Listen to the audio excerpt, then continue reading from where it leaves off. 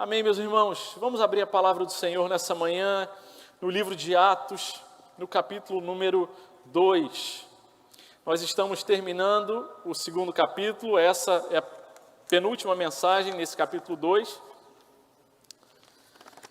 E essa é uma mensagem que vai falar sobre a resposta, ali no versículo 37 do capítulo 2, da multidão, a resposta diante da pregação do Evangelho.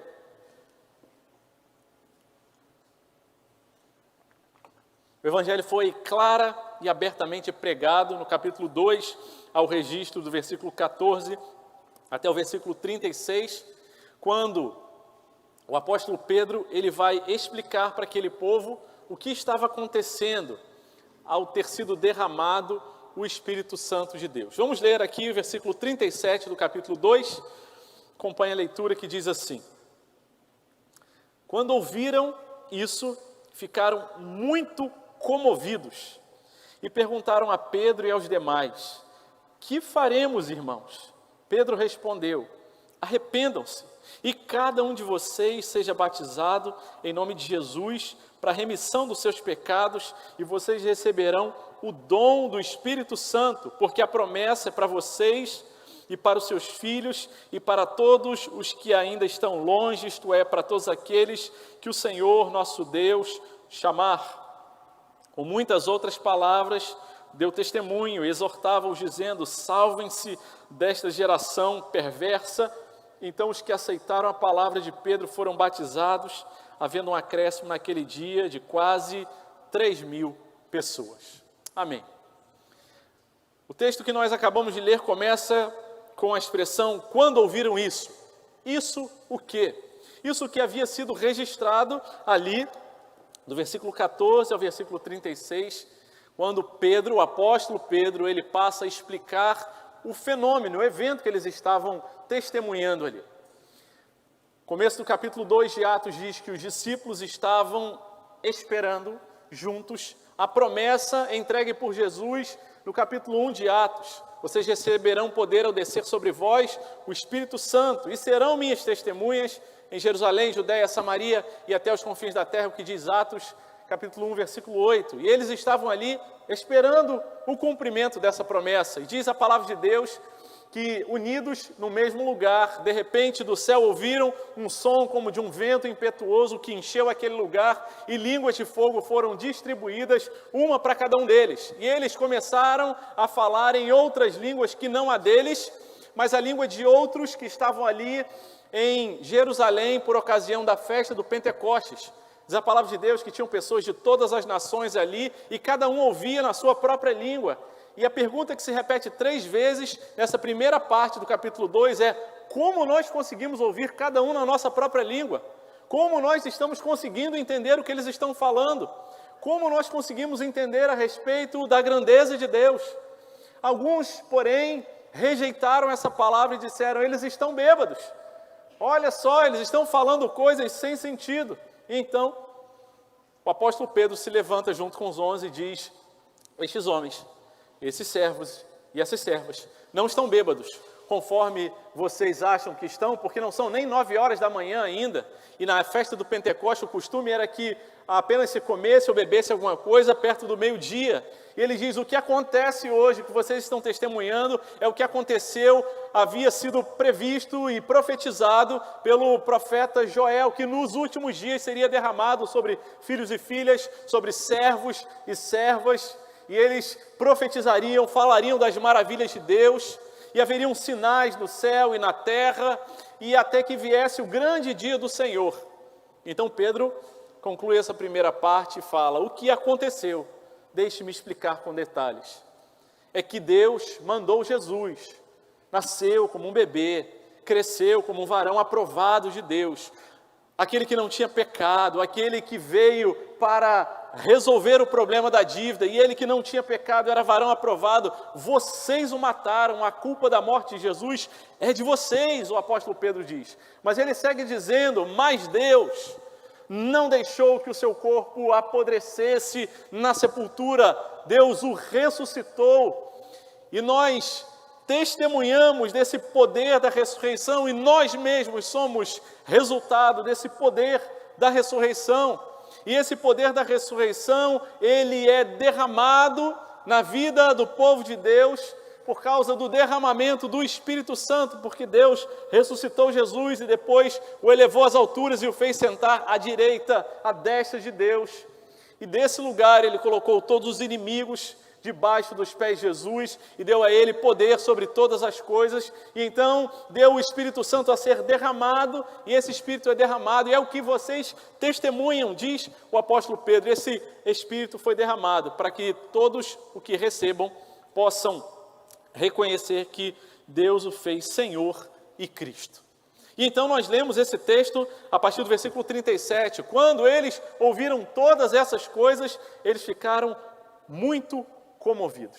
Eles tiveram uma resposta à pregação do Evangelho.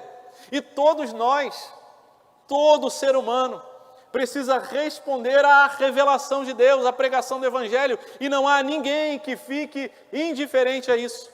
E nós queremos olhar para esse texto e procurar compreender o que a palavra de Deus nos mostra a respeito da resposta à pregação do Evangelho. E olhar para a nossa própria vida e dizer: Deus, como eu tenho respondido à mensagem do Evangelho na minha vida?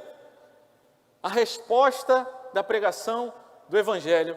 Esse é o título da nossa mensagem de hoje. E o primeiro versículo diz: quando ouviram isso, ficaram muito comovidos e perguntaram a Pedro e aos demais: que faremos, irmãos?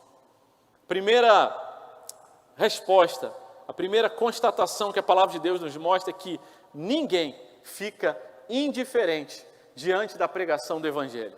Ou responderemos de forma positiva, nos quebrantarmos e nos arrependermos e dizer: Deus, a minha vida tem andado longe do Senhor. Ou um dia nós olhamos para a parede numa praça de São Paulo chuvosa e diz: Senhor, o que eu vou fazer da minha vida? E dizer: Deus, eu estou entendendo, a culpa é minha, eu não tenho como mais ouvir a Tua palavra e continuar do mesmo jeito. O Senhor não me criou para estar nessa situação de miséria, que às vezes pode ser física, material, mas pode ser emocional e especialmente espiritual. Deus não me criou para isso. E nos rendermos, ou poderemos continuar com o coração endurecido e dizer: eu não quero saber disso. Mas todos terão que dar uma resposta. E ninguém, diz a palavra de Deus em Romanos, no capítulo 1, ninguém pode dizer que não ouviu, que não teve oportunidade. Somos todos nós indesculpáveis, é o que diz a palavra de Deus. E esses aqui que ouviram, diz a palavra de Deus, que eles ficaram muito comovidos. Eles ficaram, em outras versões, nós podemos ler a palavra, ficaram muito aflitos. E ainda outras versões, e no inglês diz que eles ficaram pierced, eles ficaram furados. É o que diz o termo original em grego. O termo original no grego, katanisso, diz que apresenta uma perfuração. Eles foram transfixados, o coração deles foi furado pela palavra. E ali com o coração sangrando, furado pelo Evangelho, pela mensagem, comovidos. Então eles perguntam a Pedro e aos demais apóstolos: o que a gente faz agora? Há um lado de um certo desespero, um sentimento de, diante dessa mensagem do Evangelho, da nossa responsabilidade, da nossa culpa por causa do nosso pecado, das nossas decisões erradas. Mas diante da revelação de que Deus, Ele ressuscitou esse Jesus que a gente matou, o que a gente faz agora? E eles ali, com o coração comovido, aflito, furado, eles perguntam: o que faremos? E essa é a pergunta que cada um de nós precisa fazer: Deus, o que farei da minha vida? Será que a minha vida vai continuar do mesmo jeito? E é certo que tem áreas da vida da gente que já foram restauradas, mas com sinceridade que a gente olha para o nosso coração, para o nosso caminhar, para os nossos sentimentos, para a nossa mente, e a gente precisa dizer: Deus, o que eu vou fazer? É terrível o meu pecado. Senhor, tem compaixão da minha vida. E nós somos atingidos por essa palavra, porque ela mesmo fala a respeito dela em Hebreus capítulo 4, versículo 12, porque ele diz que a palavra de Deus ela é viva e eficaz, mais cortante do que qualquer espada de dois gumes e penetra, fura, atravessa até o ponto de dividir a alma e espírito, juntas e medulas, e é apta para julgar os pensamentos e os propósitos do coração. E porque ela é viva e eficaz, ela sempre, em todas as ocasiões, quando com fidelidade ela é proclamada, cumpre sempre os seus propósitos. Aleluia! Não depende da eficácia, da eficiência, da capacidade de retórica e oratória do pregador, mas o poder está na palavra, que a todos nós expõe, e que nenhum de nós pode ser indiferente, porque essa é a palavra viva de Deus. Ao anunciarmos o nascimento de Jesus, nós não podemos ficar e permanecer da mesma forma que nós vivemos. Há um plano de Deus, uma intencionalidade de Deus se encarnar, andar entre nós, ter nascido nessa manjedoura, na cidade de Belém, cumprindo o plano de Deus. E ao ouvirmos a respeito dessa mensagem, precisamos, com temor e tremor, responder diante de Deus: Deus, o que faremos? Senhor, ajuda a gente, porque a gente está percebendo que a gente está perdido. Se o Senhor não nos socorrer, a ideia, a imagem mental é daquele náufrago, cujas forças já estão acabando e pede socorro e fala: o que eu vou fazer para me salvar? Como é que eu consigo sair daqui? Deus, por favor, salva a minha vida. Por graça, por misericórdia, me alcance. E quando nós dizemos, e quando nós confessamos, nós verbalizamos, nós dizemos: Deus, o que eu farei? Nós estamos começando a transformar a nossa fé de uma ideia meramente etérea, subjetiva, e a gente se prostra diante de Deus e torna isso em vida. A palavra de Deus diz que a fé sem obras ela é morta. É o que nos diz Tiago, capítulo 2, versículo 14. E talvez, quando a gente pensa a respeito de obras, a gente está pensando muito em ajudar os outros, fazer trabalhos. Mas a pequena obra que a gente é encorajado e conduzido pelo Espírito Santo a fazer é reconhecer o nosso pecado e dizer: Deus, o que faremos? A nossa confissão e a nossa consciência a respeito do nosso pecado é uma obra que o Espírito Santo de Deus produz. E cada um de nós precisa, diante da mensagem do Evangelho, dizer: Deus, o que faremos? Há um sacrifício que Deus espera receber de nós, e não é um sacrifício para a nossa salvação, porque esse sacrifício já foi feito na cruz. Salmo 51, versículo 17 diz: sacrifício agradável a Deus é o espírito quebrantado. Coração quebrantado e contrito, Deus não desprezará. Eu e você precisamos, diante da pregação do Evangelho, dizer: Deus, que faremos? Deus, eu continuo tentando ser dono da minha vida. Eu continuo tentando controlar as coisas que não estão debaixo do meu controle. Eu fico ansioso. Eu fico preocupado demais, eu não descanso no Senhor, apesar de eu dizer que o Senhor é o dono. Eu que pego de volta para mim. Eu julgo as pessoas, eu condeno. Eu falo mal, eu minto, eu fofoco. Senhor, tem misericórdia. Eu tenho me envolvido com prostituição. Deus, tem misericórdia. O que farei, Senhor? O nosso espírito precisa ser quebrantado. E o Espírito Santo, que tem trabalhado na vida daqueles que têm recebido o poder da ressurreição, que foram regenerados, convertidos. Esses são aqueles que dizem: Deus, que faremos? Que faremos? A palavra de Deus, a pregação do Evangelho, nunca deixa a gente indiferente. Corações furados, sangrando, comovidos. Que o Senhor nos dê graça para, diante da pregação do Evangelho, respondermos com o coração contrito, comovido e quebrantado. Segue a palavra de Deus, dizendo no versículo 38, Pedro então responde: arrependam-se e cada um de vocês seja batizado em nome de Jesus Cristo para a remissão dos seus pecados, e vocês receberão o dom do Espírito Santo. O apóstolo Pedro não traz nenhuma novidade. A pregação do apóstolo Pedro é a mesma pregação de João Batista, quando dizia: arrependam-se, porque está próximo o reino de Deus. A pregação do apóstolo Pedro é a mesma pregação de Jesus em Mateus no capítulo 4, quando começa seu ministério e diz: arrependam-se, porque é chegado o reino de Deus.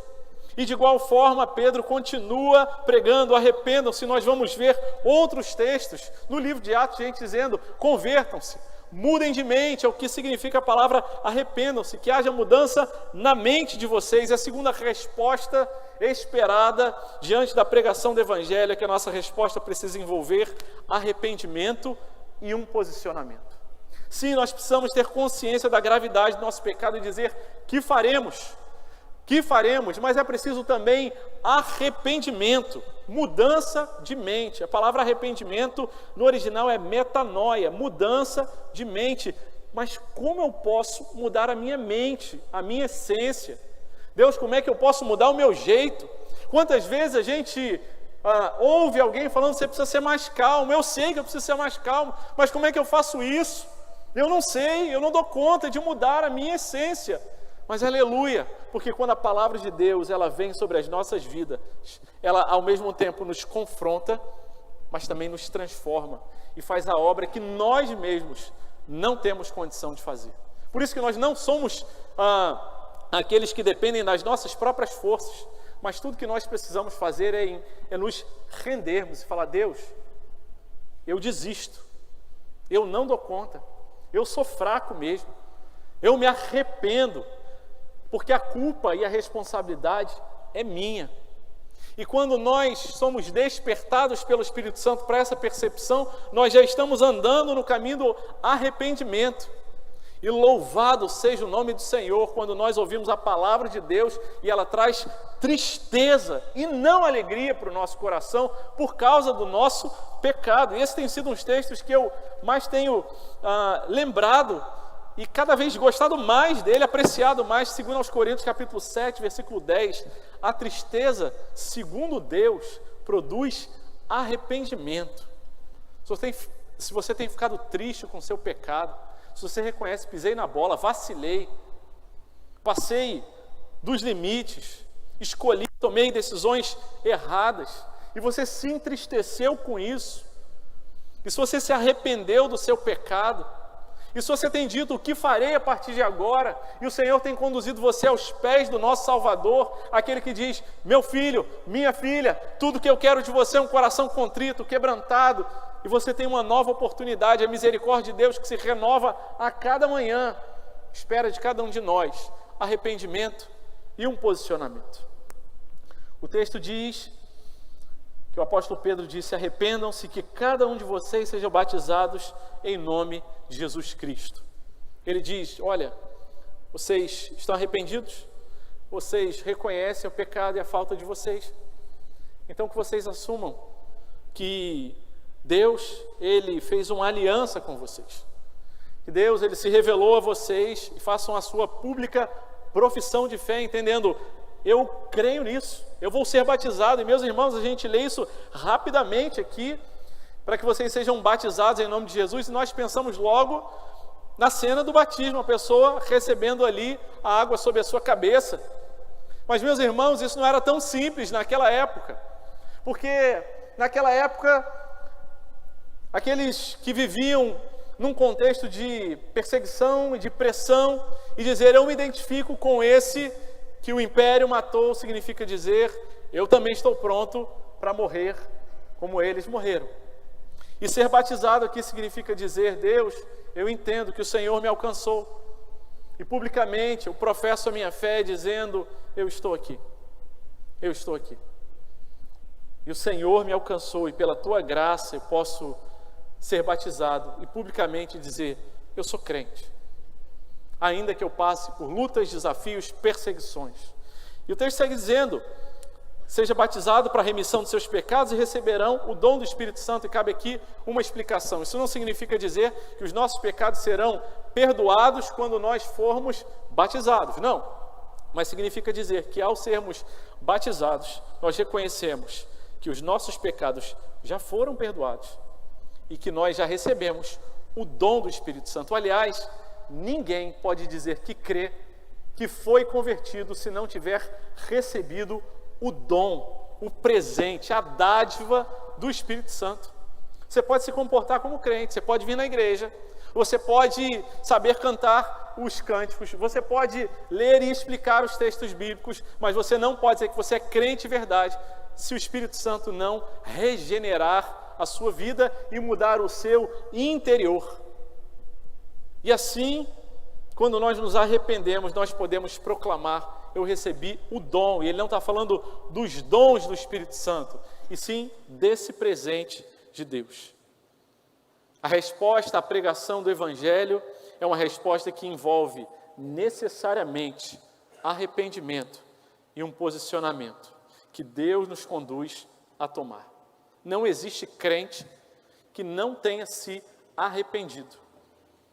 Se você é crente, você acha que você é crente e você nunca teve um confronto com o seu pecado, com o seu estado, com a sua culpa, e se você não se arrependeu, e se você vive uma vida de justificativas para o seu pecado, explicações, você coloca a culpa nos outros, examina o seu coração. Será que você é crente mesmo? Porque o crente dele é próprio arrepender-se. E nós precisamos nos arrepender. Não podemos mais ser uma igreja, um povo imaturo, melindrado, que não suporta uma exortação, uma correção, e que qualquer coisa já está super ofendido, porque dá justificativas para o seu pecado. Mas nós precisamos caminhar em arrependimento. Falar: Deus, eu não quero ter mais raiva, porque a gente pode ficar com raiva, é uma reação natural de muitos, de acordo com a sua personalidade. Você é exortado, Deus te corrige, a pregação fala ao seu coração, você fica com raiva do pregador. Mas que essa raiva seja convertida em tristeza por causa do pecado. Que seja convertida em tristeza por causa da consciência do estado que a gente vive. E quando alguém me exortar, e por favor, se eu pecar, se eu errar, eu espero ser exortado pelos irmãos. E espero que Deus nos dê a graça para que a gente viva como corpo de Cristo, nesse amor que não vê o outro indo para o erro e deixa ele indo para o erro. Mas uma igreja que está pronta para se arrepender. E para falar assim: você tem razão, eu preciso da graça de Deus, da visitação dele na minha vida. Arrependam-se, arrependam-se, arrependam-se ao chamado de Deus para a nossa igreja e para a nossa vida. Deus quer continuar conduzindo essa igreja, mas a gente precisa encontrar um lugar de arrependimento, um lugar de quebrantamento diante do Senhor. Foi a mensagem de João Batista, foi a mensagem de Jesus, foi a mensagem de Pedro, de todos os outros apóstolos, e continua sendo a mensagem do Evangelho. Arrependam-se. O reino de Deus já chegou. O terceiro e último ponto dessa manhã, segue ali dizendo no versículo 39, ele vai falar da maravilhosa graça de Deus. Diz assim, versículo 39, porque a promessa é para vocês e para os seus filhos e para todos os que ainda estão longe, isto é, para todos aqueles que o Senhor, nosso Deus, chamar. A resposta positiva diante da pregação do Evangelho é resultado do chamado de Deus. Se nós precisamos ter o nosso coração furado, transfixado por essa mensagem, nós precisamos nos arrepender. Mas nós podemos e devemos e precisamos descansar na certeza que o resultado, que a resposta à mensagem não depende da gente, mas depende do chamado de Deus. O texto nos diz essa promessa que havia sido profetizada desde Joel a respeito do derramamento do Espírito Santo, que o Senhor Jesus havia dito: esperem na cidade até que do alto vocês sejam revestidos de poder, e finalmente o Espírito Santo é derramado. Essa promessa a respeito do qual o apóstolo Pedro fala é para vocês e para os seus filhos. É para aqueles que o Senhor tem dado a vocês cuidar, e para todos os que ainda estão longe. E aqui há um aspecto espiritual, aqueles que estão longe de conhecer, aqueles que ainda ignoram as verdades a respeito do Evangelho, mas também fala sobre a perspectiva missionária desse livro missionário que é o livro de Atos, aqueles que estão longe. Eles estavam em Jerusalém, mas para os que estão na Judéia, Samaria, nos confins da terra, aqueles que estão pelas ruas, aqueles que estão em povos não alcançados, em aldeias, em contexto de perseguição, essa promessa é para eles também. E ele resume dizendo, e para todos aqueles que o Senhor nosso Deus chamar. A resposta ao Evangelho é fruto do chamado, é resultado do chamado de Deus. Eis aqui a maravilhosa doutrina do chamado eficaz. O chamado eficaz.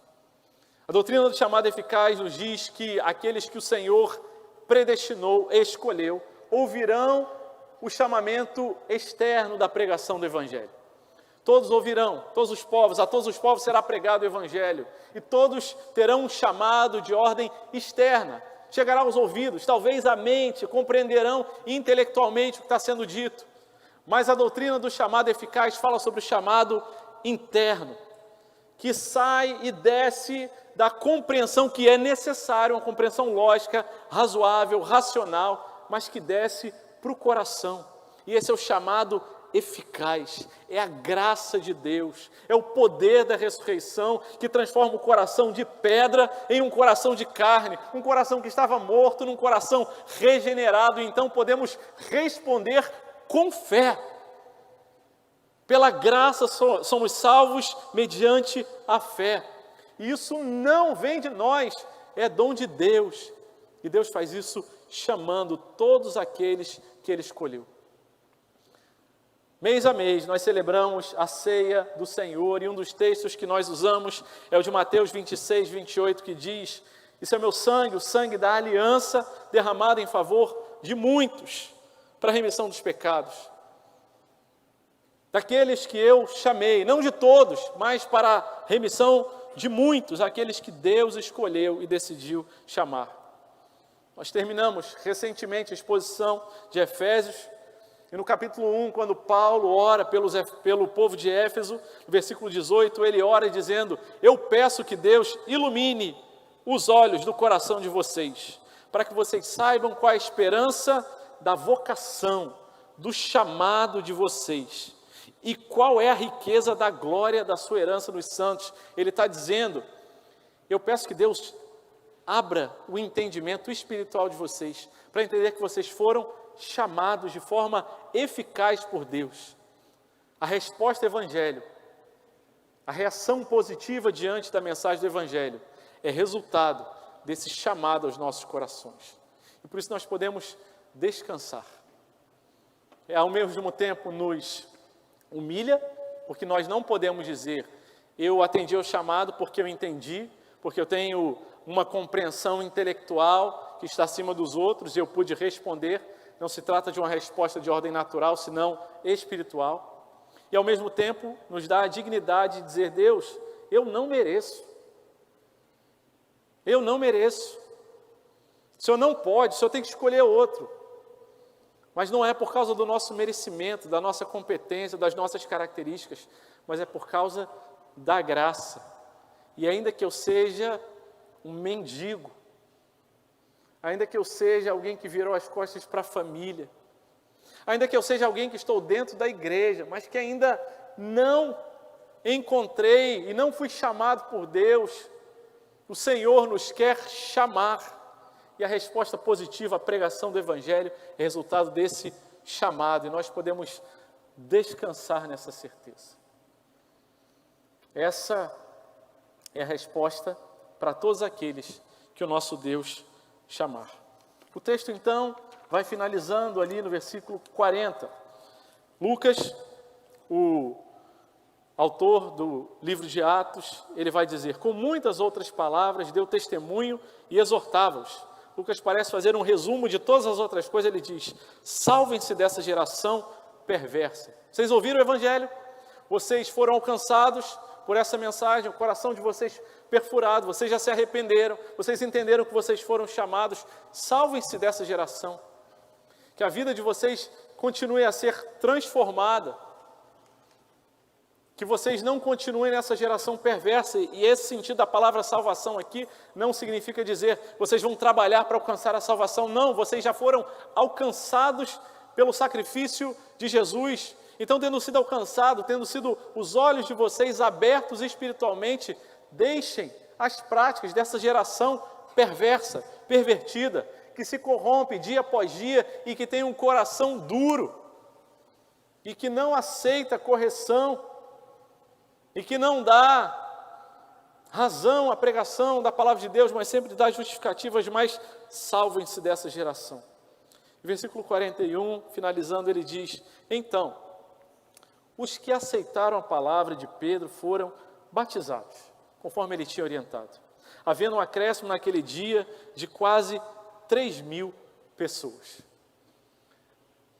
Não é difícil a gente ler esse último versículo e pensar no chamado de Pedro, quando ele com seus companheiros de pescaria já haviam pescado ali a noite toda e não haviam pego nada, não puxaram nenhum peixinho. E à beira ali então da praia estava o Senhor Jesus e vê aqueles homens cansados, tristes, diz: jogue a rede do outro lado. E eles jogam a rede do outro lado e ela vem então dessa vez cheia de peixes e o barco quase a ponto de ir a pique, de naufragar ali. Eles vão puxando com muita dificuldade e Pedro vai então ali e se prostra aos pés de Jesus e ele ouve Jesus falando para ele: Pedro, você me ama, Pedro? Senhor, o Senhor sabe que eu te amo. Pedro, tu me amas? Senhor, sim, eu amo o Senhor sabe muito bem disso. Pedro, tu me amas? Se você me ama, apacenta as minhas ovelhas. Quem sabe o Senhor, e certamente o Senhor já sabia, que esse dia chegaria e aquela rede transbordando, arrebentando de peixes ali, já prenunciava esse dia de uma grande pescaria, de uma grande colheita. Mas mais do que o milagre da pescaria e daqueles que foram batizados, a gente vê o milagre na vida de Pedro, aquele que ouviu da boca de Jesus: Pedro, tu me amas, mas que há poucas cenas atrás havia dito: eu não conheço ele, esse Galileu não tenho nada a ver com ele, esse que vocês prenderam e vão crucificar, eu não tenho nada a ver com ele. Aquele que havia negado a Jesus, agora é aquele que proclama Jesus, porque o poder da ressurreição veio sobre a vida dele, e houve arrependimento, e houve mudança de vida, por causa da operação do Espírito Santo derramado na vida dele. E para mim, e para você, nós também precisamos ter essa santa expectativa. Ainda tem um coração melindroso, chateado com besteira, com coisa que hoje eu acho que faz tanto sentido, mas daqui a 5 anos não tem nenhum significado. Eu ainda fico tão doído com as injustiças que fazem comigo, tão deprimido com aquela pessoa que não me deu bom dia, que não me valorizou. Eu ainda tomo a minha vida nas minhas mãos e quero segurar. É tempo da gente se arrepender e falar: Deus, o Senhor fez na vida de Pedro, ele negou o Senhor 3 vezes, eu tenho negado tantas vezes com as minhas atitudes, mas Deus faz na minha vida também. Que aquilo que a gente proclama da chegada do Salvador, do menino que nasceu, que ele venha ser esse maravilhoso conselheiro, esse príncipe da paz na minha vida, na minha família. Espírito Santo de Deus, visita essa igreja, Pai. Visita as nossas vidas. Que o poder da ressurreição venha sobre a minha e a sua vida. E em quebrantamento, com o coração furado por essa mensagem, possamos falar: Deus, o que faremos? Para onde iremos, Senhor? Só o Senhor tem palavras de vida eterna.